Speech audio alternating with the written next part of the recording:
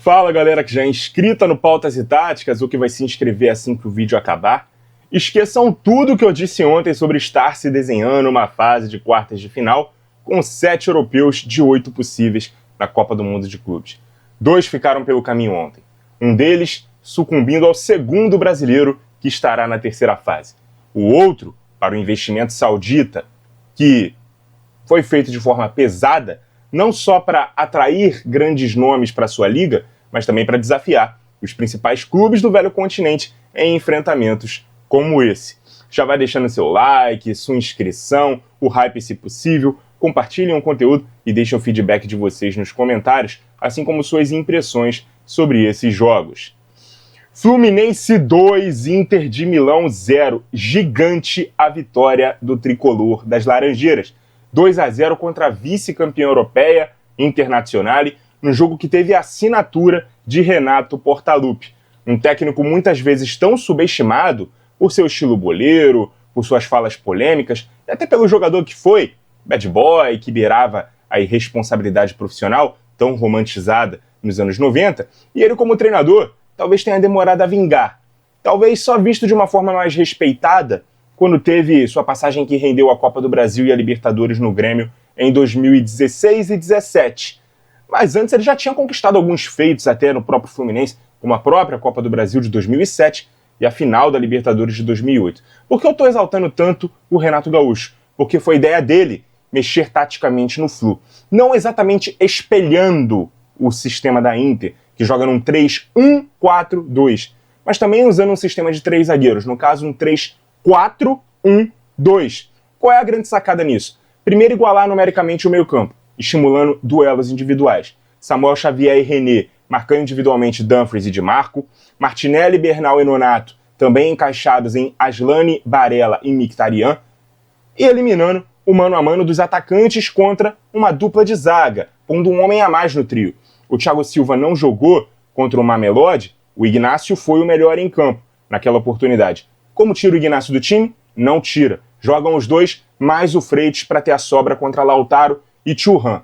Na frente, pressão alta no campo de ataque, como no primeiro minuto de jogo, o germancano mostrou que ia ser quando ele força o erro do Sommer e quase abre o placar com menos de 1 minuto. Mas não demorou muito para ele abrir o placar de verdade e marcar o primeiro gol depois de muito tempo sem marcar e, por consequência, também o primeiro dele no Mundial. Arias cruza rasteiro com desvio na zaga, a bola sobe e sobra para o camisa 14, né, perfeitamente cabecear e fazer o duplo L. O jogo seguiu nessa pegada, por mais que a Inter tivesse mais a bola, né, o Fluminense não parou de pressionar alto e tentar matar o jogo. E assim foi criando oportunidade. O Arias pôs o Sommer para trabalhar num chutaço de fora da área, no rebote Samuel Xavier quase marcou o segundo. O Ignacio chegou a marcar esse segundo gol ainda no primeiro tempo, mas ele estava impedido. O tempo foi passando e lógico começou a se desenhar ali um ataque contra a defesa da Inter.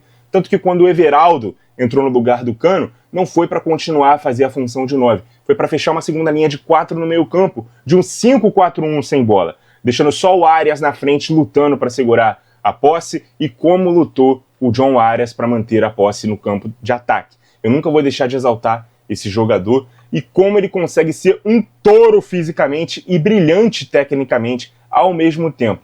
E nessa hora de pressão do time italiano, brilha também a estrela do goleiro Fábio, que faz várias defesas importantes no segundo tempo.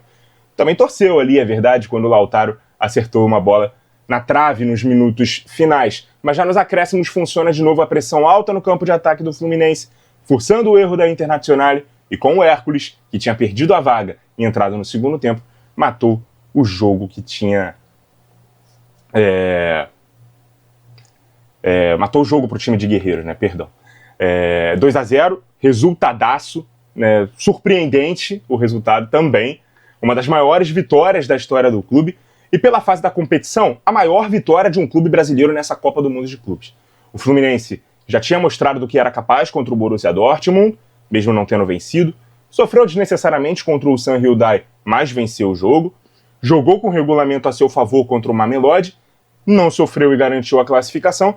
E hoje, com a estratégia tática brilhante do Renato Gaúcho, tendo a leitura correta do que o jogo pediu, conseguiu vencer a atual vice-campeã europeia e colocar o Fluminense nas quartas de final. Fica a lição aí para Botafogo e Flamengo, que cada um a seu estilo, não abriram mão do que já vinham fazendo para fazer o que o jogo pedia. O Renato não teve medo de mudar e de, se caso desse errado, né, eventualmente, ser chamado de pardal, de retranqueiro. E, cara, deu super certo. O Renato merece respeito como treinador, mais respeito, né, do que nós aqui do outro lado, torcedores, espectadores, analistas, jornalistas, damos ao Renato. Claro, ele plantou uma semente ali meio que de um cara mais soberba, mais brincalhão, mais boleirão, mas é um excelente técnico, tá? É um dos melhores, né, entre os nascidos no nosso país e mostrou ser também um grande estrategista. Aquilo de quem sabe faz, quem não sabe estuda, ele estuda também. Estudou bastante a Internazionale e conseguiu frear o time italiano, marcando 2 gols e sem sofrer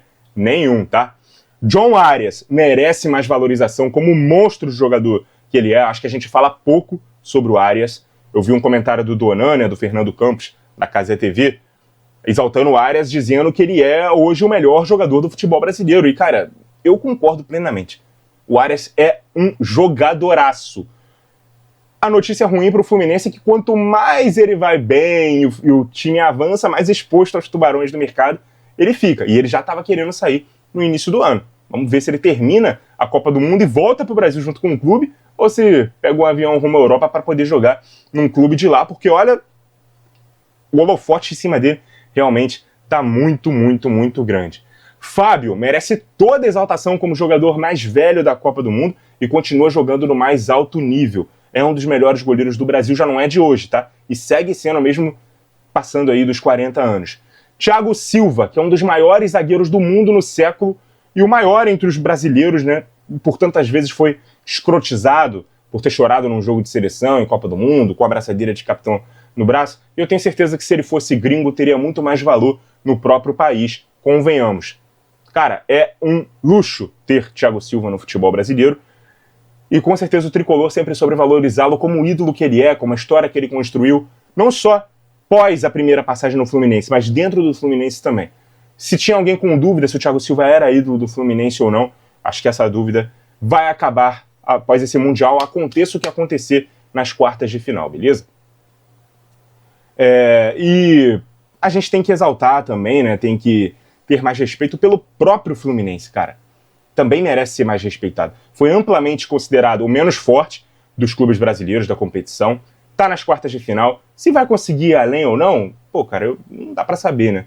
Mas já pode tirar uma onda por ter sido